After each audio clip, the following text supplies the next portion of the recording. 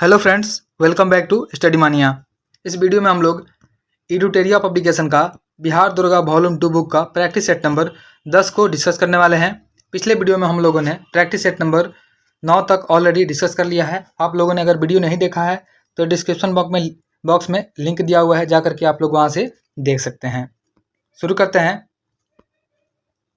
पहला क्वेश्चन है कि हाल ही में चर्चा में रहा वक्फ संशोधन विधेयक लोकसभा में कब पेश किया गया था। तो हाल ही में चर्चा में रहा वक्फ संशोधन विधेयक जो है यह लोकसभा में पेश किया गया था 8 अगस्त 2024 को। ऑप्शन सी हमारा राइट आंसर हो जाएगा। देखिए, वक्फ जो होता है यह अरबी भाषा में वकुफा शब्द से बना हुआ है, जिसका मतलब होता है रुकना या ठहरना। तो हम लोग याद रखेंगे कि जो वक्फ संशोधन विधेयक जो है यह लोकसभा में पेश किया गया था 8 अगस्त 2024 को, लेकिन राज्यसभा में पेश किया गया था 3 अप्रैल 2025 को। तो 3 अप्रैल 2025 को यह राज्यसभा में पेश किया गया था। यह भी आप लोग याद रखिएगा। साथ ही याद रखिएगा कि लोकसभा में पारित हुआ था 3 अप्रैल 2025 को 288 मत पक्ष में था और 232 मत विपक्ष में।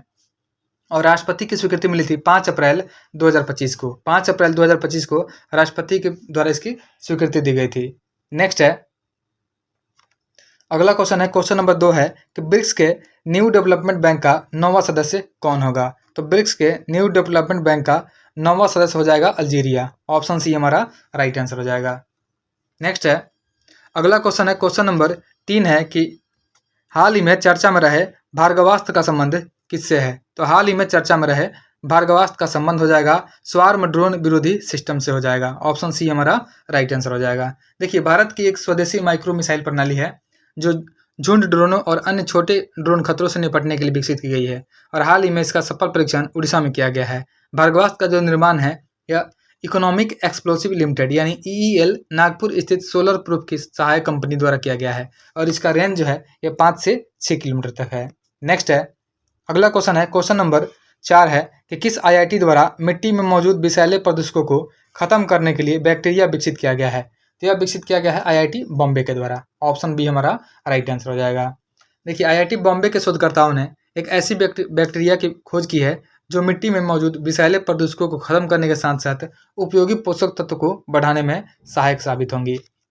अगला क्वेश्चन है, क्वेश्चन नंबर 5 है कि वर्ष 2024 के लिए कितने एथलीटों को अर्जुन पुरस्कार से सम्मानित किया गया है। तो वर्ष 2024 के लिए जो है 32 एथलीटों को अर्जुन पुरस्कार से सम्मानित किया गया है। ऑप्शन ए हमारा राइट आंसर हो जाएगा। देखिए, राष्ट्रीय खेल पुरस्कार 2024 के तहत जो है 4 खिलाड़ियों को मेजर ध्यानचंद खेल रत्न पुरस्कार, 32 खिलाड़ियों को अर्जुन पुरस्कार दिया गया है। याद रखेंगे कि 4 खिलाड़ियों को मेजर ध्यानचंद खेल रत्न पुरस्कार दिया गया है और जो मेजर ध्यानचंद खेल रत्न पुरस्कार दिया गया है उनका भी नाम याद रखना है। उनमें शामिल है मनु भाकर, हरमनप्रीत सिंह, उसके बाद डी गुकेश हैं और एक प्रवीण कुमार हैं। नेक्स्ट है, क्वेश्चन नंबर 6 है कि निम्नलिखित पर्वत श्रेणियों को दक्षिण से उत्तर की ओर सजाएं। इसको दक्षिण से उत्तर की ओर सजाना है तो सबसे पहले जो हो जाएगा, सबसे पहले पीर पंजाल हो जाएगा, फिर उसके बाद जास्कर श्रेणी हो जाएगा, फिर उसके बाद लद्दाख श्रेणी हो जाएगा, फिर उसके बाद काराकोरम श्रेणी हो जाएगा। ऑप्शन जो हो जाएगा डी हमारा राइट आंसर हो जाएगा। नेक्स्ट है, अगला क्वेश्चन है, क्वेश्चन नंबर 7 है कि राष्ट्रीय मानवाधिकार आयोग के अध्यक्ष के रूप में किसे नियुक्त किया गया है। तो राष्ट्रीय मानवाधिकार आयोग के अध्यक्ष के रूप में नियुक्त किया गया है वी रामासुब्रमण्यम को। ऑप्शन ए हमारा राइट आंसर हो जाएगा। वी रामासुब्रमण्यम जो है ये सर्वोच्च न्यायालय के पूर्व न्यायाधीश रहे हैं। वी रामासुब्रमण्यम यह राष्ट्रीय मानवाधिकार आयोग यानी एनएचआरसी के नए अध्यक्ष दिसंबर 2024 में बनाए गए हैं और यह 90वें नंबर के अध्यक्ष हैं। याद रखेंगे, इनका क्रम जो है 90वें नंबर के अध्यक्ष बने हैं। नेक्स्ट है, अगला क्वेश्चन है, क्वेश्चन नंबर 8 है कि जून 2025 में भारत के कितने नए वेटलैंड्स को रामसर साइट्स का दर्जा दिया गया है। तो भारत के 2 वेटलैंड्स को जो है रामसर साइट का दर्जा दिया गया है जून 2025 में। ऑप्शन जो हो जाएगा ए हमारा राइट आंसर हो जाएगा। देखिए, राजस्थान का दोनों है सीकन और मैनार। सीकन और मैनार को जो है 2025 में नए वेटलैंड्स का दर्जा दिया गया है। वहीं फरवरी 2025 में झारखंड के उधवा झील, तमिलनाडु के थेरथंगल पक्षी अभयारण्य और सक्करकोटई पक्षी अभयारण्य और सिक्किम का एक है खेची ओपलरी वेटलैंड। इन चारों को फरवरी 2025 में दर्जा दिया गया है रामसर साइट का और जून 2025 में 2 नए वेटलैंड जिसमें है सीकन और मैनार, इनको दर्जा दिया गया है। और साथ ही याद रखेंगे कि जून 2025 तक भारत में टोटल 91 रामसर साइट स्थित हैं। नेक्स्ट है, अगला क्वेश्चन है, क्वेश्चन नंबर 9 है 9th नंबर क्वेश्चन है कि हाल ही में किस राज्य सरकार ने दीनदयाल उपाध्याय भूमिहीन कृषि मजदूर कल्याण योजना शुरू की है? तो यह शुरू किया गया है छत्तीसगढ़ गवर्नमेंट के द्वारा। ऑप्शन जो डी हो जाएगा हमारा राइट आंसर हो जाएगा। नेक्स्ट है 2025-26 के लिए बिहार का राजकोषीय घाटा लक्षित है। तो 2025-26 के लिए बिहार का राजकोषीय घाटा 3% हो जाएगा। ऑप्शन सी हमारा राइट आंसर हो जाएगा। अगला क्वेश्चन है क्वेश्चन नंबर 11 है कि मंदाकिनी नदी किस जल प्रवाह अथवा मुख्य नदी से संबंधित है? तो मंदाकिनी जो है यह अलकनंदा से संबंधित है। ऑप्शन जो हो जाएगा ए हमारा राइट आंसर हो जाएगा।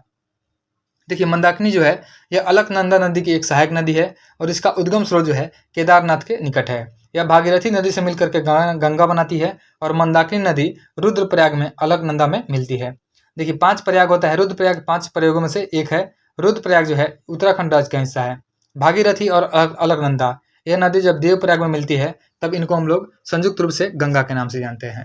नेक्स्ट है अगला क्वेश्चन है क्वेश्चन नंबर 12 है कि किस राज्य सरकार द्वारा जो है वन संरक्षण के लिए महाभारत वाटिका की स्थापना की गई है? तो महाभारत वाटिका की स्थापना की गई है उत्तराखंड सरकार के द्वारा। ऑप्शन जो हो जाएगा ए हमारा राइट आंसर हो जाएगा। नेक्स्ट है अगला क्वेश्चन है क्वेश्चन नंबर 13 है कि 18वीं भारत वन स्थिति रिपोर्ट यानी ISFR 2023 के अनुसार जो है क्षेत्रफल की दृष्टि से सबसे अधिक वन एवं वृक्ष आवरण वाले शीर्ष 3 राज्यों का सही क्रम कौन सा हो जाएगा?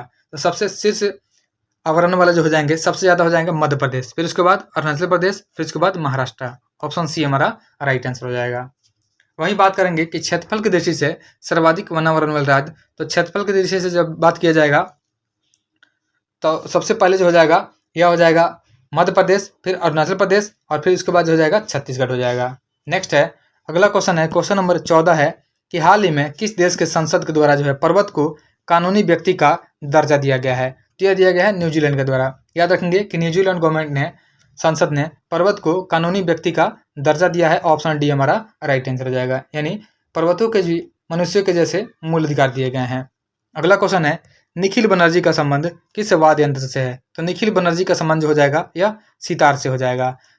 साथ ही याद रखेंगे जैसे सहनाई वादक हैं बिस्मिल्लाह खां, तो बिस्मिल्लाह खां जो हो जाएंगे सहनाई वादन से संबंधित है। उसके बाद तबला से संबंधित है अल्लाह रखा खां। उसके बाद है संतूर से भजन सोपारी संबंधित है। बांसुरी से हरिप्रसाद चौरसिया है। पखावत से इंद्रलाल राणा है। यह सभी आप लोग याद रखिएगा। नेक्स्ट है अगला क्वेश्चन है क्वेश्चन नंबर 16 है कि बिहार के कितने व्यक्तियों को वर्ष 2025 में पद्म पुरस्कार देने की घोषणा की गई है? तो बिहार के टोटल 7 व्यक्तियों को पद्म पुरस्कार देने की घोषणा की गई है और 7 व्यक्तियों में जो है देखिए जो कला क्षेत्र में शारदा सिन्हा है, तो शारदा सिन्हा को दिया गया है पद्म विभूषण दिया गया है। उसके बाद सुशील मोदी को मरणोपरांत पद्म भूषण दिया गया है। उसके बाद जो बाकी लोग हैं वह उनको पद्मश्री दिया गया है। जैसे आचार्य किशोर कुणाल मरणोपरांत इनको दिया गया है पद्मश्री। डॉक्टर हेमंत कुमार को पद्मश्री, विजय नित्यानंद सुरेश्वर जी को पद्मश्री दिया गया है और भीम सिंह भवेश को पद्मश्री दिया गया है। अगला क्वेश्चन है कि हाल ही में 14 अप्रैल 2025 को डॉक्टर भीमराव अंबेडकर की कौन सी जयंती मनाई गई है? तो 14 अप्रैल 2025 को डॉक्टर भीमराव अंबेडकर की 135वीं जयंती मनाई गई है। ऑप्शन डी हमारा राइट आंसर हो जाएगा। और 135वीं जयंती दिल्ली स्थित प्रेरणा स्मारक स्थल में मनाया गया है, यह भी आप लोग याद रखिएगा। साथ ही याद रखेंगे कि महार सत्याग्रह जो 1927 में हुआ था इसका संबंध जो है अंबेडकर इससे संबंधित रहे थे और 1936 में अंबेडकर ने इंडिपेंडेंट लेबर पार्टी की स्थापना की थी। साथ ही याद रखेंगे कि दुनिया की सबसे ऊंची अंबेडकर की प्रतिमा है स्टैच्यू ऑफ सोशल जस्टिस, यह विजयवाड़ा आंध्र प्रदेश में स्थापित की गई है, जिसका ऊंचाई जो है 206 फीट है। नेक्स्ट है अगला क्वेश्चन है क्वेश्चन नंबर 18 है भारतीय सेना ने 13 मई को कहां पर ऑपरेशन केलर लॉन्च किया? तो ऑपरेशन केलर लॉन्च किया गया था जम्मू कश्मीर में। ऑप्शन डी हमारा राइट आंसर हो जाएगा। देखिए अब इंपॉर्टेंट ऑपरेशन आप लोग याद रखिएगा, जैसे ऑपरेशन सर्वशक्ति। ऑपरेशन सर्वशक्ति जो है यह भारतीय सेना के द्वारा जम्मू कश्मीर में शुरू किया गया आतंकवादी विरोधी अभियान है। ऑपरेशन इंद्रावती यह हैती से भारतीयों को निकालने के लिए किया गया था। ऑपरेशन कामधेनु जो है यह जम्मू कश्मीर पुलिस के द्वारा मवेशी तस्करों पर रोक लगाने के लिए किया गया था। और ऑपरेशन बॉम्बी बकेट जो है यह उत्तराखंड के जंगलों में आग को बुझाने के लिए किया गया था। अगला क्वेश्चन है क्वेश्चन नंबर 19 है कि ग्राम सभा का सदस्य होने के लिए क्या अपेक्षित नहीं है? तो ग्राम सभा का सदस्य होने के लिए अपेक्षित नहीं है, यह हो जाएगा पंचायत चुनाव में वह उस ग्राम पंचायत के मुखिया या किसी वार्ड सदस्य के रूप में निर्वाचित हुआ हो। यह आंसर हो जाएगा हमारा सी राइट आंसर हो जाएगा। देखिए ग्राम सभा एक पंचायत क्षेत्र में रहने वाले सभी वयस्कों की सभा होती है। हो सकता है कि उसमें सिर्फ एक गांव हो या एक से ज़्यादा भी हो, लेकिन जैसा कि इस उदाहरण में दिया गया है कि कई राज्यों में हर गांव की ग्राम सभा की बैठक अलग होती है। कोई भी व्यक्ति जिसकी उम्र 18 वर्ष या उससे ज़्यादा हो, उसे वोट देने का अधिकार प्राप्त हो और जिसका नाम जो है गांव की मतदाता सूची में हो, वह ग्राम सभा का सदस्य होता है। और ग्राम सभा का जो चुनाव होता है राज्य निर्वाचन आयोग के द्वारा किया जाता है। और पंचायतों के चुनाव का प्रावधान जो है संविधान के आर्टिकल जो 243, याद रखिएगा, आर्टिकल 243 का जो की है, इसमें ग्राम सभा यानी पंचायत चुनाव से संबंधित है। नेक्स्ट है, अगला क्वेश्चन है, क्वेश्चन नंबर 20 है कि एमएलए का पूर्ण विस्तार क्या हो जाएगा। तो एमएलए का पूर्ण विस्तार जो हो जाएगा, यह हो जाएगा मेंबर ऑफ लेजिस्लेटिव असेंबली। यहाँ पे ऑप्शन में नहीं दिया हुआ है, ऑप्शन डी हमारा आंसर हो जाएगा। लेकिन आप लोग याद रखिएगा, एमएलए का फुल फॉर्म होता है मेंबर ऑफ लेजिस्लेटिव असेंबली। और भारत के संविधान के अनुच्छेद जो 170 है, अनुच्छेद 170 में विधानसभा के गठन के बारे में बताया गया है।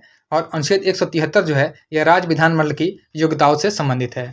अगला क्वेश्चन है, क्वेश्चन नंबर 21 है कि भारतीय संविधान के अंतर्गत जो है मौलिक अधिकारों की व्यवस्था का सही क्रम को निर्धारित करना है। सबसे पहले जो हो जाएगा यह हो जाएगा समानता का अधिकार। तो ऑप्शन डी हो जाएगा हमारा। सबसे पहले समानता का अधिकार हो जाएगा। समानता का अधिकार जो है आर्टिकल 14 से लेकर के 18 तक वर्णित है। उसके बाद जो हो जाएगा स्वतंत्रता का अधिकार। तो स्वतंत्रता का अधिकार जो है यह हो जाएगा 19 से लेकर के 22 तक हो जाएगा स्वतंत्रता का अधिकार। उसके बाद है शोषण के विरुद्ध अधिकार। तो शोषण के विरुद्ध अधिकार जो है यह अनुच्छेद 23 से लेकर के अनुच्छेद 24 में दिया हुआ है। उसके बाद 25 से 28 तक जो है यह धार्मिक स्वतंत्रता का अधिकार दिया हुआ है। तो ऑप्शन डी हमारा राइट आंसर हो जाएगा। साथ ही याद रखेंगे, उसके बाद है सांस्कृतिक एवं शैक्षणिक अधिकार जो होता है अनुच्छेद 29 से 30 के बीच में दिया हुआ है। और उसके बाद होता है संवैधानिक उपचारों का अधिकार जो अनुच्छेद 32 में दिया गया है। नेक्स्ट है, अगला क्वेश्चन है, क्वेश्चन नंबर 22 है कि लोकतंत्र बचाओ का नारा किसके द्वारा दिया गया था। तो लोकतंत्र बचाओ का नारा दिया गया था जनता पार्टी के द्वारा। ऑप्शन डी हमारा राइट आंसर हो जाएगा। 1977 में हुए लोकसभा चुनाव में जयप्रकाश नारायण के नेतृत्व में जनता पार्टी ने नारा दिया लोकतंत्र बचाओ। और जनता पार्टी ने आपातकाल के दौरान हुई ज्यादतियों को समाप्त करने और नागरिक आज़ादी को बहाल करने का वायदा किया। और भारत में आपातकाल यह 25 जून 1975 को लगा था और यह 21 मार्च 1977 तक चला था। और 25 जून को संविधान हत्या दिवस मनाने का निर्णय लिया गया है। नेक्स्ट है, अगला क्वेश्चन है कि निम्नलिखित में से कौन सा देश जो है संघात्मक शासन प्रणाली का उदाहरण नहीं है। तो संघात्मक शासन प्रणाली का उदाहरण नहीं होगा, यह हो जाएगा श्रीलंका। श्रीलंका जो है संघात्मक शासन प्रणाली का उदाहरण नहीं होगा। श्रीलंका में व्यवहारिक रूप से अभी भी एकात्मक शासन व्यवस्था है, जिसमें केंद्रीय सरकार के पास ही सारे अधिकार हैं। और श्रीलंका के तमिल नेता चाहते थे कि देश में सच्चे अर्थों में संघीय शासन व्यवस्था कायम हो, लेकिन बी प्रभाकरन लिट्टे के संस्थापक और नेता थे। और भारत के पूर्व प्रधानमंत्री राजीव गांधी की हत्या लिट्टे संगठन के द्वारा ही 1991 में किया गया था। यह भी आप लोग याद रखिएगा। नेक्स्ट है, अगला क्वेश्चन है, क्वेश्चन नंबर 24 है कि सूची 1 और 2 को इसमें मिलाना है। सूची 1 में देश का नाम दिया हुआ है, उसके बाद वहां से कौन सी प्रारूप ली गई है यह दिया हुआ है। तो सबसे पहले दिया हुआ है फ्रांस। तो फ्रांस से लिया गया है स्वतंत्रता, समानता और बंधुत्व, यह लिया गया भारत के संविधान में, फ्रांस से लिया गया है। उसके बाद है ब्रिटेन। तो ब्रिटेन से लिया गया है कानून निर्माण की विधि लिया गया है। कानून निर्माण का जो विधि होता है यह ब्रिटेन से लिया गया है। उसके बाद जो है अमेरिका, अमेरिका से न्यायपालिका की स्वतंत्रता ली गई है। और आयरलैंड से डीपीएसपी यानी राज्य के नीति निर्देशक तत्वों को लिया गया है। तो हमारा आंसर जो हो जाएगा सबसे पहले हो जाएगा 4, फिर 1 2 3 हो जाएगा। 4 1 2 3 हमारा आंसर हो जाएगा। 4 1 2 3 ऑप्शन बी में है, ऑप्शन बी हमारा राइट आंसर हो जाएगा। नेक्स्ट है, अगला क्वेश्चन है, क्वेश्चन नंबर 25 है कि मंत्रिपरिषद के आकार की अधिकतम सीमा को निर्धारित करने वाला 91वां संविधान संशोधन अधिनियम कब पारित किया गया था। तो मंत्रिपरिषद के आकार की अधिकतम सीमा को निर्धारित करने वाला 91वां संविधान संशोधन अधिनियम इसे पारित किया गया था 2003 में किया गया था। ऑप्शन सी हमारा राइट आंसर हो जाएगा। नेक्स्ट है, अगला क्वेश्चन है, क्वेश्चन नंबर 26 है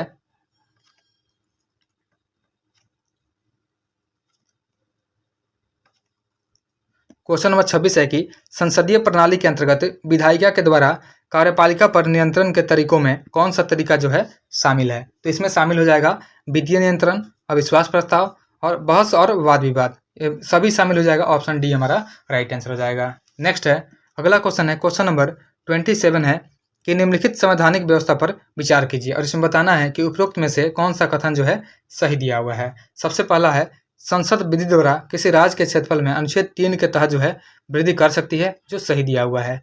और संसद विधि द्वारा संघ में नए राज्यों को अनुच्छेद 4 के तहत जो है प्रवेश दे सकती है, यह जो है गलत हो जाएगा। सिर्फ पहला स्टेटमेंट सही है, ऑप्शन ए हमारा राइट आंसर हो जाएगा। देखिए, अनुच्छेद जो 2 होता है, यह संसद विधि द्वारा संघ में नए राज्यों को प्रवेश दे सकती है, यह तो बात सही है। और 3 में है, संसद विधि द्वारा किसी राज्य का क्षेत्रफल बढ़ा सकती है, यह भी सही है। और अनुच्छेद जो 4 होता है, इसके तहत क्या होता है कि प्रथम अनुसूची और चौथी अनुसूची में आवश्यक परिवर्तन के लिए प्रावधान करता है। अनुच्छेद 4 के तहत ही किए गए संविधान को संविधान का संशोधन नहीं माना जाता है। तो ऑप्शन हो जाएगा ये हमारा राइट आंसर हो जाएगा। नेक्स्ट है क्वेश्चन नंबर 28 है कि सुप्रीम कोर्ट के द्वारा संविधान की मूल या बुनियादी संरचना का सिद्धांत किस वाद में प्रतिपादित किया गया था? तो यह प्रतिपादित किया गया था केशवानंद भारती बनाम केरल राज्य में। ऑप्शन सी हमारा राइट आंसर हो जाएगा। नेक्स्ट है अगला क्वेश्चन है, क्वेश्चन नंबर 29 है कि कार्नेलाइट किस धातु का अयस्क है? तो कार्नेलाइट जो होता है यह पोटेशियम का अयस्क हो जाएगा। ऑप्शन ए हमारा राइट आंसर हो जाएगा। नेक्स्ट है अगला क्वेश्चन है 30 नंबर कि निम्नलिखित वैज्ञानिकों में से किसने स्थिर अनुपात के नियम को प्रतिपादित किया था? तो स्थिर अनुपात के नियम को प्रतिपादित किया गया था जोसेफ प्राउस्ट के द्वारा। ऑप्शन ए हमारा राइट आंसर हो जाएगा। नेक्स्ट है अगला क्वेश्चन है, क्वेश्चन नंबर 31 है कि किस बिंदु पर फ़ारेनहाइट तापक्रम जो है सेंटीग्रेड तापक्रम का 2 गुना होता है? तो यह हो जाएगा 160 डिग्री सेल्सियस। 160 डिग्री सेल्सियस पर जो है जब तापमान 320 डिग्री फ़ारेनहाइट होता है, यह 160 डिग्री सेल्सियस के बराबर होता है। नेक्स्ट है अगला क्वेश्चन है, क्वेश्चन नंबर 32 है कि निम्नलिखित में से गलत कथन का पहचान करना है। इसमें गलत को चूज करना है। सबसे पहले है अम्लीय वर्षा ज़्यादातर नाइट्रोजन और सल्फर के ऑक्साइड के कारण होती है, जो कि सही है। क्लोरोफ्लोरोकार्बन ओजोन परत के क्षरण के लिए जिम्मेदार है, यह भी सही है। ग्रीन हाउस प्रभाव ग्लोबल वार्मिंग को के लिए जिम्मेदार है, यह भी सही है। तो ओजोन परत सूर्य के और रक्त किरणों को पृथ्वी तक नहीं पहुंचने देता है, यह जो हो जाएगा यह गलत हो जाएगा। ऑप्शन जो हो जाएगा डी हमारा आंसर हो जाएगा। ऑप्शन डी राइट आंसर हो जाएगा। देखिए, ओजोन परत जो होता है एक ढाल के रूप में काम करता है और सूर्य से पराबैंगनी किरण को ही रोकता है, और रक्त किरणों को नहीं, यह पराबैंगनी किरणों को रोकता है। नेक्स्ट है अगला क्वेश्चन 33 नंबर है, आधुनिक आवर्त सारणी में आवर्त किसका मान दर्शाता है? तो आधुनिक आवर्त सारणी में आवर्त जो है प्रधान यानी प्रिंसिपल क्वांटम संख्या को दर्शाता है। ऑप्शन सी हमारा राइट आंसर हो जाएगा। नेक्स्ट है अगला क्वेश्चन है, क्वेश्चन नंबर 34 है कि बीज और फल किसके द्वारा बनते हैं? तो बीज और फल जो है ये अंडाशय से फल बनते हैं और बीजांड से बीज बनते हैं। ऑप्शन जो हो जाएगा ए हमारा राइट आंसर हो जाएगा। नेक्स्ट है अगला क्वेश्चन है कि कोशिका का निम्नलिखित में से कौन सा भाग निर्जीव है? तो कोशिका का जो रिक्तिका होता है यह निर्जीव होता है। ऑप्शन बी हमारा राइट आंसर हो जाएगा। अगला है क्वेश्चन नंबर 36 है कि फायर अलार्म में निम्नलिखित में से किसका उपयोग किया जाता है? तो फायर अलार्म में प्रयोग किया जाता है फोटो सेल का। याद रखेंगे कि फायर अलार्म में फोटो सेल का उपयोग किया जाता है। इसे फोटो इलेक्ट्रिक सेल भी कहते हैं, जो प्रकाश ऊर्जा को विद्युत ऊर्जा में परिवर्तित कर देता है, और सौर सेल प्रकाश ऊर्जा को विद्युत ऊर्जा में परिवर्तित करता है। ऑप्शन हो जाएगा सी हमारा राइट आंसर हो जाएगा। नेक्स्ट है क्वेश्चन नंबर 37 है कि वर्ष 2011 की जनगणना के अनुसार भारत की आबादी में अनुसूचित जातियों और अनुसूचित जनजातियों का हिस्सा कितना फीसदी या प्रतिशत है? तो हो जाएगा 25.2% हिस्सा हो जाएगा अनुसूचित जाति और अनुसूचित जनजाति का। ऑप्शन डी हमारा राइट आंसर हो जाएगा। नेक्स्ट है अगला क्वेश्चन है, क्वेश्चन नंबर 38 है कि मनुष्य में एफ्लाटॉक्सिन खाद्य विषाक्तन द्वारा सामान्यतः कौन सा अंग जो है प्रभावित होता है? यह यकृत प्रभावित होता है, यानी लीवर जो है प्रभावित होता है। ऑप्शन बी हमारा राइट आंसर हो जाएगा। देखिए, मानव शरीर की सबसे बड़ी ग्रंथि जो हो जाएगी यह लीवर हो जाएगी। इसका जो भार होता है लगभग 1500 ग्राम होता है। नेक्स्ट है अगला क्वेश्चन है 39 नंबर, तिलचट्टे के पास है। तो तिलचट्टे के पास जो 3 जोड़ी जो होती है पैर होती है और 2 जोड़ी पंख होती है। ऑप्शन बी हमारा राइट आंसर हो जाएगा। नेक्स्ट है देखिए, और भी आप लोग याद रखिएगा, जैसे एक होता है मकड़ी का 8 पैर होता है, मकड़ी का 8 पैर होता है, और एक मिलीपीड होता है, मिलीपीड का 24 से लेकर के 750 तक पैर होते हैं, और जो केंचुआ होता है केंचुआ का तो पैर ही नहीं होता है। नेक्स्ट है अगला क्वेश्चन है, क्वेश्चन नंबर 40 है कि निम्नलिखित में से किस उपकरण का उपयोग किसी भी तरल पदार्थ के प्रवाह की दर को मापने के लिए किया जाता है? तो यह होता है वेंचुरीमीटर। ऑप्शन डी हमारा राइट आंसर हो जाएगा। देखिए वेंचुरीमीटर जो होता है इसका उपयोग जो है यह पाइप के माध्यम से तरल प्रवाह की दर को मापने के लिए किया जाता है। एक होता है टैकोमीटर। तो टैकोमीटर जो है यह वायुयानों तथा मोटर नावों की गति वाला उपकरण होता है। रडार जो होता है यह दूर से आने वाले वाहनों की गति और दिशा को ज्ञात करने वाला उपकरण है। और स्पीडोमीटर जो होता है यह गतिमान वाहनों की गति को मापने वाला यंत्र होता है। नेक्स्ट है अगला क्वेश्चन है क्वेश्चन नंबर 41 है कि हार्मोन शब्द सबसे पहले किसके द्वारा प्रयोग किया गया था। तो हार्मोन शब्द का सबसे पहला प्रयोग किया गया था बैलर और स्टार्लिंग के द्वारा किया गया था। ऑप्शन बी हमारा राइट आंसर हो जाएगा। नेक्स्ट है अगला क्वेश्चन है क्वेश्चन नंबर 42 है या 42 नंबर क्वेश्चन है कि हीमोफीलिया एवं अनुवांशिक विकार है, एक अनुवांशिक विकार है, इसमें क्या होता है। तो हीमोफीलिया जो है एक अनुवांशिक विकार है। इसमें यह एक प्रोटीन का संश्लेषण नहीं होता है जो रक्त के स्कंदन के लिए आवश्यक है। ऑप्शन बी हमारा राइट आंसर हो जाएगा। नेक्स्ट है अगला क्वेश्चन है क्वेश्चन नंबर 43 है व्यक्ति वस्तुओं को देख पाता है जब प्रकाश जो है वस्तु पर पड़े और आंखों की तरफ आए तभी देख सकता है। ऑप्शन सी हमारा राइट आंसर हो जाएगा। नेक्स्ट है अगला क्वेश्चन है क्वेश्चन नंबर 44 है किसी तार में विद्युत धारा प्रवाहित करने पर विभिन्न प्रभाव होते हैं और इन प्रभावों के संदर्भ में निम्नलिखित कथनों पर विचार करना है और इसमें बताना है कि कौन सा स्टेटमेंट जो है सही दिया हुआ है। पहला है किसी तार में विद्युत धारा प्रवाहित करने पर वह तार तप्त हो जाता है जो कि सही दिया हुआ है। और किसी तार में विद्युत धारा प्रवाहित करने पर वह तार जो है चुंबक की भांति व्यवहार करता है, यह भी सही दिया हुआ है। दोनों स्टेटमेंट जो है सही दिए हुए हैं। ऑप्शन जो हो जाएगा सी हमारा आंसर हो जाएगा। 1 और 2 दोनों सही दिए हुए हैं। नेक्स्ट है अगला क्वेश्चन है 45 नंबर कि पौधों के तनों की परिधि में वृद्धि निम्नलिखित में से किसके कारण होती है। तो पौधों के तनों में जो वृद्धि होती है यह पार्श्व विभाजितों के अथवा इसको कैम्बियम बोलते हैं, कैम्बियम के कारण होती है। ऑप्शन जो हो जाएगा बी हमारा राइट आंसर हो जाएगा। नेक्स्ट है अगला क्वेश्चन है क्वेश्चन नंबर 46 है कि प्रकाश विद्युत प्रवाह की खोज निम्नलिखित में से किसने की थी।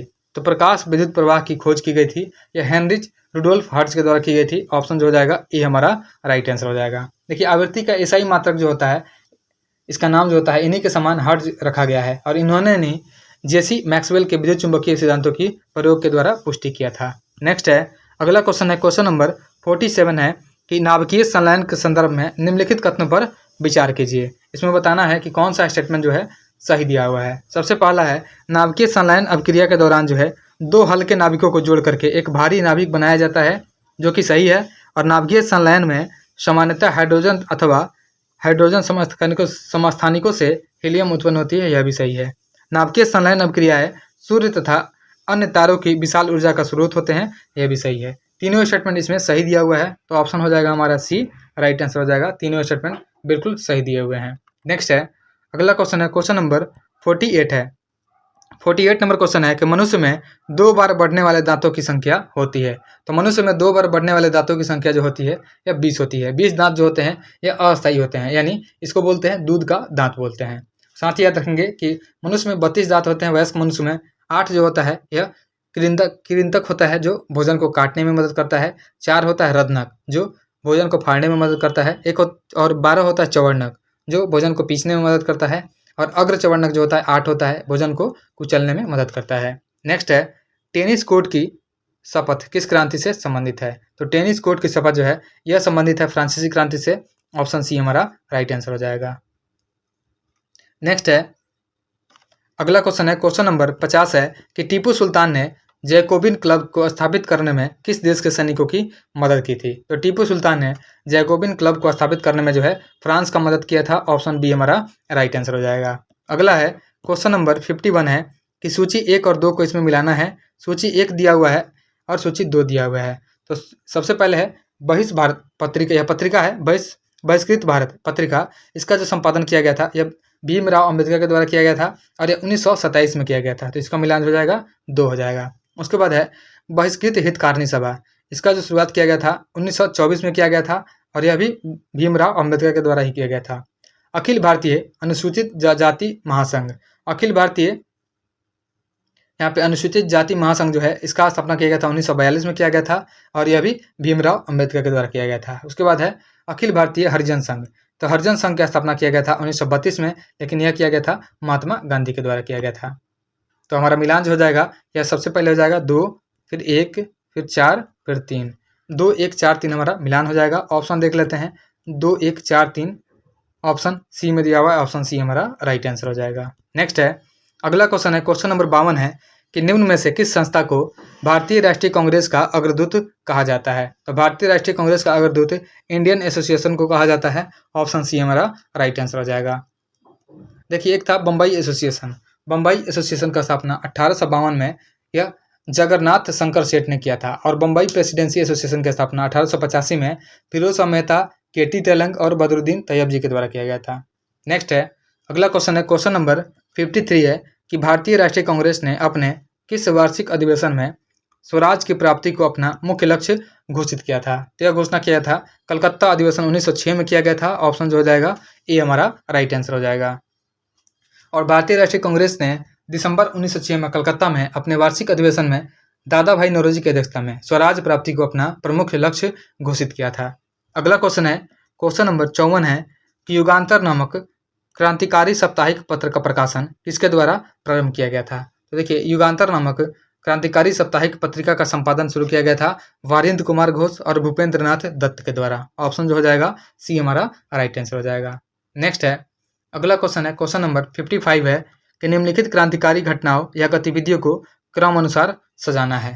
तो सबसे पहले जो हुआ था यह मनिकतला षड्यंत्र केस। मनिकतला षड्यंत्र केस जो हुआ था यह हुआ था 1908 में हुआ था। उसके बाद जो हुआ था यह हुआ था लॉर्ड वायसराय है लॉर्ड हॉर्डिंग के काफिले पर बम फेंका गया था। यह फेंका गया था 1912 में, या 23 दिसंबर 1912 को फेंका गया था, तो यह 1912 में फेंका गया था। उसके बाद है गदर पार्टी की स्थापना। गदर पार्टी की जो स्थापना की गई थी यह की गई थी 1913 में लाला हरदयाल के द्वारा की गई थी। और कामा गाटामारू प्रकरण जो हुआ था यह 1914 में हुआ था। तो यहाँ पे अरेंज करेंगे तो सबसे पहले जो हो जाएगा, सबसे पहले हो जाएगा हमारा यह मनिकतला के षड्यंत्र जो कि 1908 में हुआ था। तो ऑप्शन बी हो जाएगा सबसे पहले हो जाएगा। फिर बी के बाद जो हो जाएगा यह डी हो जाएगा, वायसराय लॉर्ड हॉर्डिंग काफिले पर बम फेंका गया था। उसके बाद सी हो जाएगा गदर पार्टी का स्थापना, और उसके बाद ई हो जाएगा यह कामागाटामारू प्रकरण हो जाएगा। तो ऑप्शन जो हो जाएगा हमारा यह बी डी सी है, ऑप्शन सी हमारा राइट आंसर हो जाएगा। नेक्स्ट है, अगला क्वेश्चन है, क्वेश्चन नंबर 56 है कि राम मोहम्मद सिंह आज़ाद किस क्रांतिकारी का अन्य नाम था? तो राम मोहम्मद सिंह आज़ाद या उधम सिंह का अन्य नाम था, ऑप्शन सी हमारा राइट आंसर हो जाएगा। देखिए, उधम सिंह ने जालियांवाला बाग हत्याकांड के समय पंजाब के गवर्नर जनरल रहे माइकल ओडायर को लंदन में जाकर के गोली मारी थी। और कई इतिहासकारों का मानना है कि हत्याकांड ओडायर व अन्य ब्रिटिश अधिकारियों का एक सुनियोजित षड्यंत्र था जो पंजाब प्रांत पर नियंत्रण बनाने के लिए किया गया था, यानी यह जालियांवाला बाग हत्याकांड किया गया था। और राम मोहम्मद सिंह आज़ाद जो है यह उधम सिंह का अन्य नाम है। नेक्स्ट है, अगला क्वेश्चन है, क्वेश्चन नंबर 57 है।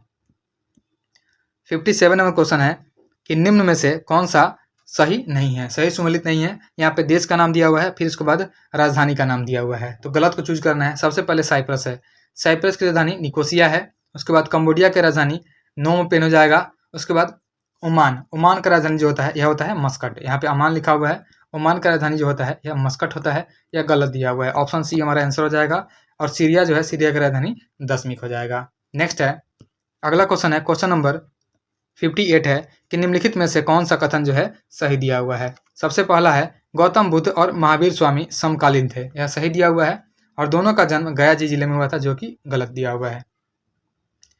गौतम बुद्ध का जो जन्म हुआ था यह कपिल वस्तु में हुआ था, और महावीर का जन्म जो हुआ था यह वैशाली के निकट कुंडग्राम में हुआ था।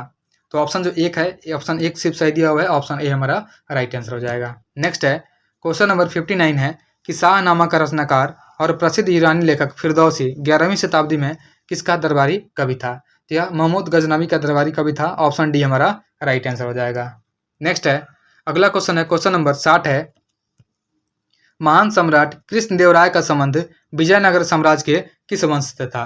तो कृष्णदेवराय जो थे यह तुलु यानी तुलुवा वंश के थे, ऑप्शन डी हमारा राइट आंसर हो जाएगा। देखिए, विजयनगर साम्राज्य का अस्तित्व जो है 1336 से लेकर के 1650 तक रहा था, और यहाँ पे 4 वंशों ने शासन किया था। सबसे पहले संगम वंश, उसके बाद सालू वंश, फिर तुलु वंश, फिर उसके बाद अरविडी वंश। और विजयनगर साम्राज्य के महानतम शासक जो थे कृष्णदेवराय, इनका संबंध जो है तुलु वंश से था। और कृष्णदेवराय जो है एक महान निर्माता होने के साथ साथ तेलुगु एवं संस्कृत भाषा के महान विद्वान भी थे। अगला है कि शेर शाह के शासनकाल में राज्य का हिस्सा भूमि उपज का कितना था? तो तो शेर शाह के शासनकाल में राज्य का हिस्सा जो है भूमि उपज का 1/3 होता था। ऑप्शन सी हमारा राइट आंसर हो जाएगा। नेक्स्ट है, अगला क्वेश्चन है, क्वेश्चन नंबर 62 है, 62 नंबर क्वेश्चन है कि इंग्लैंड में समाजवाद का जनक किसे माना जाता है? तो इंग्लैंड में समाजवाद का जनक रॉबर्ट ओवेन को माना जाता है। ऑप्शन सी हमारा राइट आंसर हो जाएगा। समाजवाद को जो है वैज्ञानिक आधार पर कार्ल मार्क्स ने दिया था और दास कैपिटल और कम्युनिस्ट मैनिफेस्टो की घोषणा की थी। दास कैपिटल पुस्तक जो है 1867 में प्रकाशित हुआ था और समाजवाद का प्रायोगिक घर जो कहा जाता है, या रूस को समाजवाद का प्रायोगिक घर कहा जाता है। अगला क्वेश्चन है जिसमें लॉ एस का क्षेत्र का नाम है, उसके बाद किस राज्य में स्थित है उसको दिया गया है। बादाम पहाड़, देखिए यह भी लॉ एस क्षेत्र है, बादाम पहाड़ यह उड़ीसा में स्थित है। उसके बाद है दल्ली राजहरा, दल्ली राजहरा जो है यह छत्तीसगढ़ में स्थित है। कुद्रेमुख जो है कर्नाटक में स्थित है और नुआ मंडी जो है यह झारखंड में स्थित है। तो हमारा मिलान जो हो जाएगा यह हो जाएगा 2, 3, 4, 1 हमारा आंसर हो जाएगा। 2, 3, 4, 1 ऑप्शन सी में दिया हुआ है। ऑप्शन सी हमारा राइट आंसर हो जाएगा। नेक्स्ट है, अगला क्वेश्चन है, क्वेश्चन नंबर 64 है कि बर्फानी तूफान किस प्रकार की आपदा है? तो बर्फानी तूफान जो है यह वायुमंडलीय आपदा है। ऑप्शन ए हमारा राइट आंसर हो जाएगा। नेक्स्ट है, निम्नलिखित में से कौन सा जो है सही नहीं है, गलत हो जाएगा। तो पंपास जो है यह अर्जेंटीना का घास का मैदान है। डाउन्स जो है ऑस्ट्रेलिया का है। वेल्ड जो है दक्षिण अफ्रीका का है। उसके बाद लानोज है, लानोज जो यह होता है वेनेजुएला का, यहाँ पे चिली लिखा हुआ है, यह वेनेजुएला का होता है लानोज। तो यह गलत दिया हुआ है। ऑप्शन जो हो जाएगा 4, ऑप्शन डी हमारा राइट आंसर हो जाएगा। आप लोग बाकी भी याद रखेंगे, जैसे सवाना होता है अफ्रीका का, होता है सूडान का। कैंपोस होता है ब्राजील का। पंपास अर्जेंटीना का। वेल्ड दक्षिण अफ्रीका का। डाउन्स ऑस्ट्रेलिया का। स्टेपी होता है यूरेशिया का। और प्रेरीज उत्तरी अमेरिका का होता है। सभी को आप लोग याद रखिएगा। नेक्स्ट है, अगला क्वेश्चन है, क्वेश्चन नंबर 66 है, निम्नलिखित शहरों या नगरों में कौन सा भारत का पीट्सबर्ग कहलाता है? तो भारत का पीट्सबर्ग या जमशेदपुर कहलाता है। ऑप्शन बी हमारा राइट आंसर हो जाएगा। देखिए राउरकेला जो है, राउरकेला स्टील प्लांट यह उड़ीसा में स्थित है। उसके बाद जो है दुर्गापुर इस्पात संयंत्र है, यह पश्चिम बंगाल में स्थित है। उसके बाद भिलाई है, भिलाई औद्योगिक नगर, यह छत्तीसगढ़ के दुर्ग जिले में स्थित है। और जमशेदपुर जो है खनिज संपदा में समृद्ध होने के कारण भारत के स्टील शहर या पिट्सबर्ग के नाम से जाना जाता है। अगला है, लघु ज्वार भाटा कब उत्पन्न होता है? तो लघु ज्वार भाटा एक अर्धचंद्र के समय उत्पन्न होता है। ऑप्शन ए हमारा राइट आंसर हो जाएगा। नेक्स्ट है, अगला क्वेश्चन है, क्वेश्चन नंबर 68 है कि भारत के दक्कन के पठार पर बेसाल्ट निर्मित लावा शैलों का निर्माण हुआ है। तो यह हुआ है क्रिटेशियस युग में हुआ है। ऑप्शन ए हमारा राइट आंसर हो जाएगा। दक्कन ट्रैप का निर्माण जो है क्रिटेशियस काल के अंत लास्ट वाले चरण में हुआ था और मायोसीन युग को पृथ्वी के भूवैज्ञानिक इतिहास का युग कहा जाता है। नेक्स्ट है, अगला क्वेश्चन है, क्वेश्चन नंबर 69 है कि सुनीता विलियम्स का वह सहकर्मी जो उनके साथ अंतरिक्ष में फंसा था, तो उसका नाम था वुच विल्मोर। ऑप्शन ए हमारा राइट आंसर हो जाएगा। सुनीता विलियम्स और बैरी वुच जो है, वुच विल्मोर नासा के अंतरिक्ष यात्री हैं जो हाल ही में अंतर्राष्ट्रीय अंतरिक्ष स्टेशन ISS पर सबसे लंबे समय तक रहने के बाद पृथ्वी पर लौटे हुए हैं।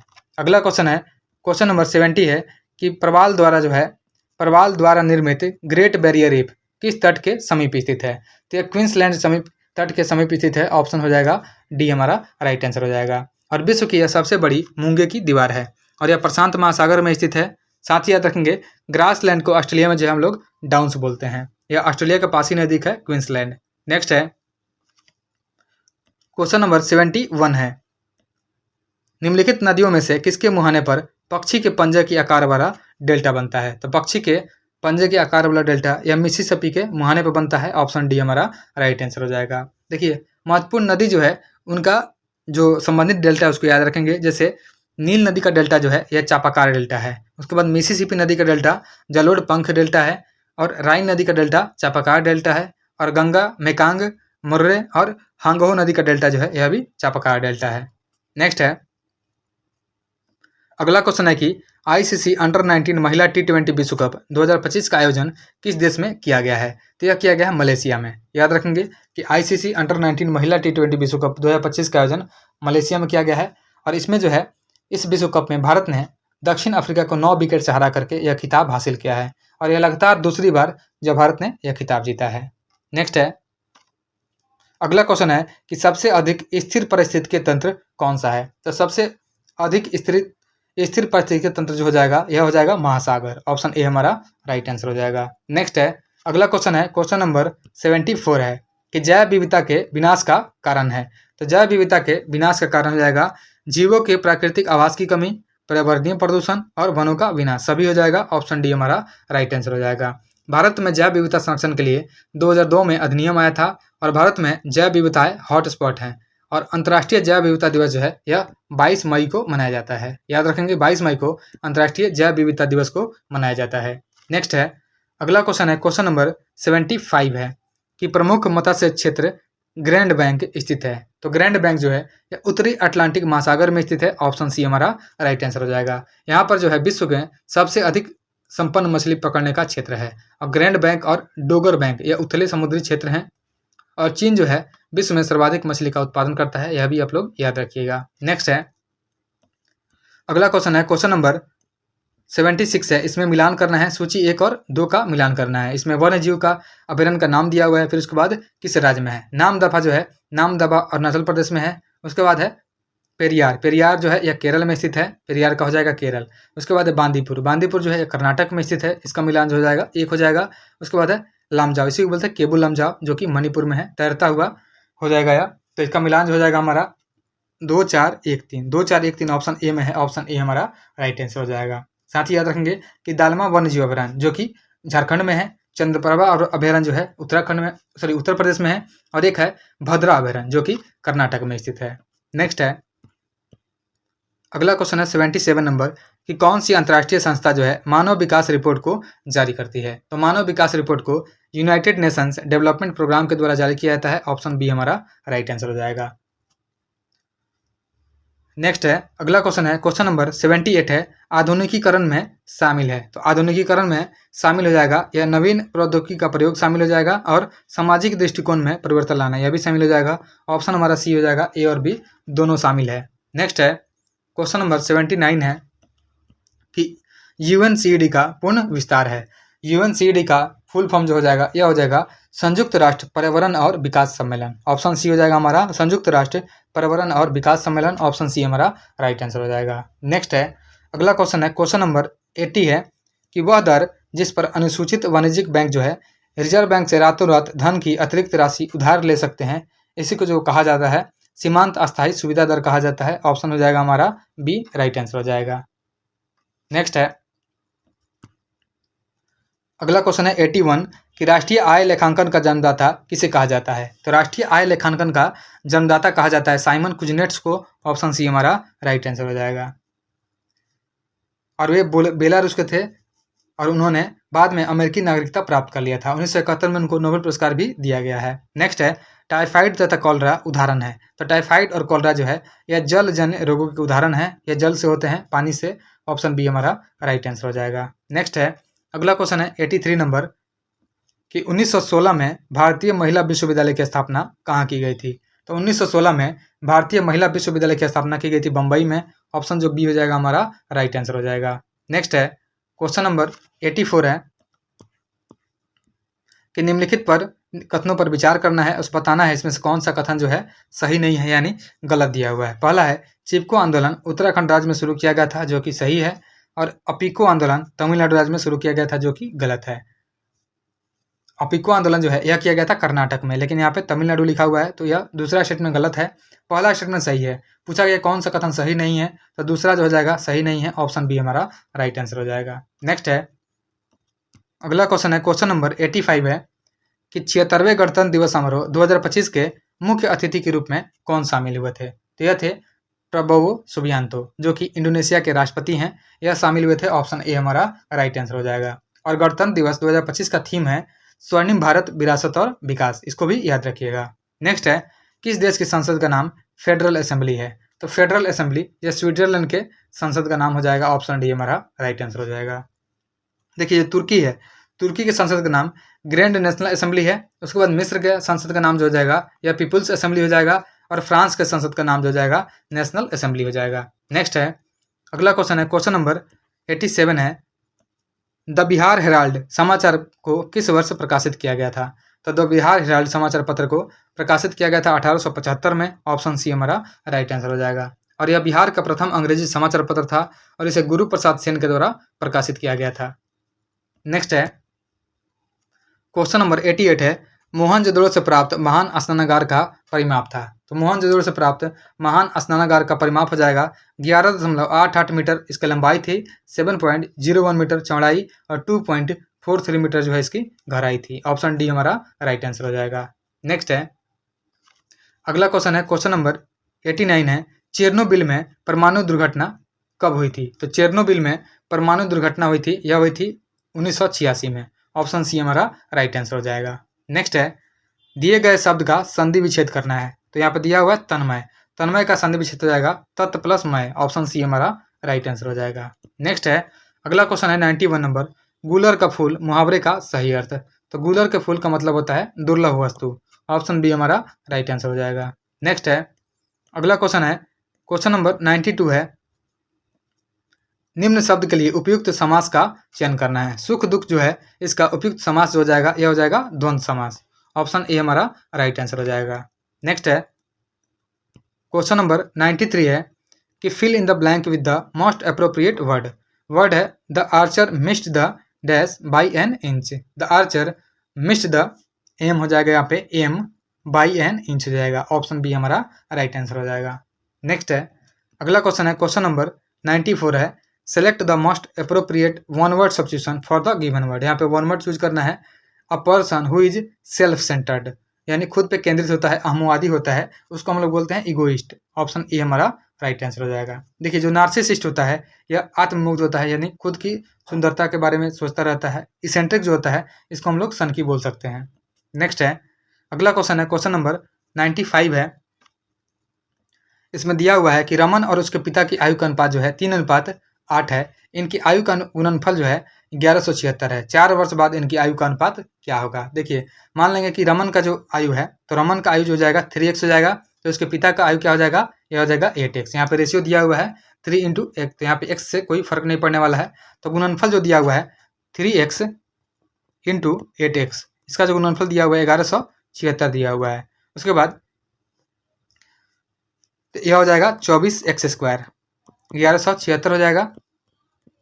तो यहाँ से x निकालेंगे तो x का वैल्यू आ जाएगा 7 हो जाएगा। x का वैल्यू जब 7 आ जाएगा, इसमें पूछा गया है कि 4 वर्ष बाद उनकी आयु का अनुपात क्या होगा। तो सबसे पहले देखेंगे रमन का एज यहाँ से निकलेगा 3 है तो 7 का 21, रमन का 21 निकल जाएगा। उसके बाद 8 है तो 7/56, उसके पिता का जो जाएगा यह 56 वर्ष हो जाएगा। तो 21-56 हमको एज निकल के पता चल गया है। तो 4 वर्ष बाद पूछा है तो 21 + 4 हो जाएगा, और यहाँ पे पिता का जो जाएगा 56 + 4 हो जाएगा, यानी यह हो जाएगा 25 बट्टा हो जाएगा या 60 हो जाएगा, यानी 5/12, 5:12 हो जाएगा इनका रेशियो हो जाएगा। ऑप्शन ए हमारा राइट आंसर हो जाएगा। नेक्स्ट है अगला क्वेश्चन है क्वेश्चन नंबर 96 है कि यदि 3x + 5 = 20 है तो x का मान बताना है। तो सबसे पहले देखेंगे इसमें क्या करेंगे हम लोग की, यहाँ पे +5 दिया हुआ है तो इसको हटाने के लिए क्या करेंगे, दोनों तरफ 5 को घटा देंगे। जब दोनों तरफ 5 को घटाएंगे तो यह 3x = हो जाएगा, यह हो जाएगा 15। यहाँ पे 3x का मतलब 15 हो जाएगा, तो x का मतलब क्या आ जाएगा, यहाँ का x का मतलब निकल जाएगा सीधे 5 निकल जाएगा। तो ऑप्शन ए हो जाएगा हमारा x का मतलब 5। नेक्स्ट है अगला क्वेश्चन है 97 नंबर कि एक वर्ग का क्षेत्रफल जो है 144 वर्ग सेंटीमीटर है, इसकी परिमिति क्या होगी। तो इसका परिमिति निकालेंगे तो पहले क्या करेंगे, वर्ग का जो क्षेत्रफल होता है यह भुजा स्क्वायर होता है, तो यहाँ पे यानी ए स्क्वायर होता है, तो ए स्क्वायर दिया हुआ है कितना 144 दिया हुआ है। तो यहाँ से जब भुजा निकालेंगे तो ए का रूट अंडर करेंगे, जब 144 का रूट अंडर करेंगे स्क्वायर हटा करके तो ये क्या हो जाएगा 12 सेंटीमीटर भुजा निकल जाएगा। और परिमिति जो पूछा गया है तो परिमिति क्या होता है, वर्ग का चारों तरफ भुजा बराबर होता है, तो परिमिति जो होता है चारों भुजाओं को गुना कर देंगे, 4 × 12 हो जाएगा, तो 12 × 4 = 48, तो 48 cm हो जाएगा। 48 जो है ऑप्शन बी में दिया हुआ है, ऑप्शन बी हमारा राइट आंसर हो जाएगा। नेक्स्ट है अगला क्वेश्चन है क्वेश्चन नंबर 98 है एक दुकानदार 50 रुपये की कमीज पर 20% की छूट देता है, बिक्री मूल्य क्या होगा। तो देखिए 50% जो होता है, यहाँ पूछा गया 50 रुपये की कमीज पर 20 रुपये का छूट देता है, तो यहाँ पे जो छूट देगा 50 रुपये का अगर 20% निकालेंगे तो 50% का जो 20% हो जाएगा यह 20/100 होता है यहाँ पे, ठीक है। तो यह 10 रुपये हो जाएगा, तो 10 रुपये का छूट देगा वह। तो उसके बाद क्या करेंगे कि बिक्री मूल्य जो होता है यह जो मूल कीमत होता है उसमें छूट को घटा देते हैं, तो 50 रुपये में से 10 रुपये घटाएंगे तो क्या हो जाएगा 40 रुपये, तो यहाँ पे 40 रुपये में बिक्री मूल्य हो जाएगा। नेक्स्ट है क्वेश्चन नंबर 99 है इनमें से कौन सी संख्या जो है अलग दी हुई है। तो अलग दी हुई है, पैटर्न देखेंगे। सबसे पहले दी हुई है यह जो है 4, यह 2 का स्क्वायर है। उसके बाद 9 जो है यह 3 का स्क्वायर है, यह 4 का स्क्वायर है। तो इसके बाद यह 5 का स्क्वायर है। 5 के स्क्वायर के बाद यहाँ पे 6 का स्क्वायर होना चाहिए, यह 36 होना चाहिए। तो यहाँ पे 28 लिखा हुआ है, यह गलत हो जाएगा। तो यहीं अलग है, 28 हमारा आंसर हो जाएगा। ऑप्शन डी हमारा राइट आंसर हो जाएगा। नेक्स्ट है, अगला क्वेश्चन है, क्वेश्चन नंबर 100 है कि यदि परसों बुधवार है तो आज कौन सा दिन हो जाएगा। तो आज जो हो जाएगा आज प्लस 2 दिन। यहाँ परसों लिखा गया तो अभी क्या हो जाएगा, यह हो जाएगा बुधवार हो जाएगा।